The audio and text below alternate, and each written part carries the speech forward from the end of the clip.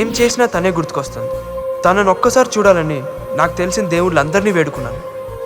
చదువు తప్ప ఏం తెలియని నాకు ఆ ఫీలింగ్ ఏంటో కొత్తగా అనిపించింది.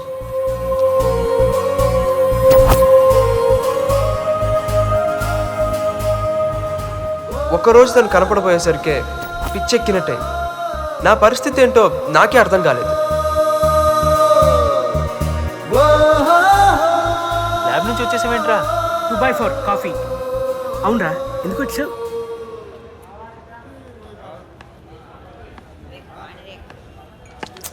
సారీ ఎరా కళ్ళు కనిపించట్లేదా? Sorry sir.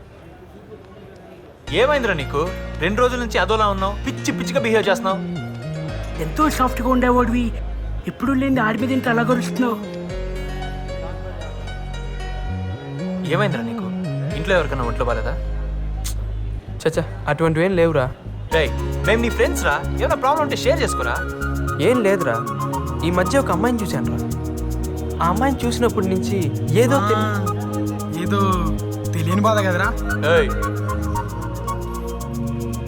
ఎందుకు అమ్మాయిని చూడాలని, మాట్లాడాలని నా ఫీలింగ్స్ ఎక్స్ప్రెస్ చేసుకోలేకపోతున్నాను. దాన్నే లవ్ అంటారా? లవ్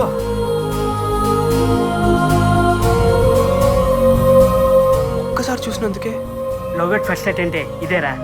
దానికి మీనింగ్ చెప్పే మగాడే ఇంకా పుట్టలేదురా. ఎవడి ఫీలింగ్ బట్టి వాడి మీనింగ్ ఉంటుంది. అసలు నీ ఫీలింగ్ ఏంటిదిరా? చెప్పరా. నువ్వు అంటున్నట్టు లవ్వో కాదో తెలియదు, కానీ ఎందుకో ఆ అమ్మాయిని చూడాలని ఒక చిన్న ఫీలింగ్ రా.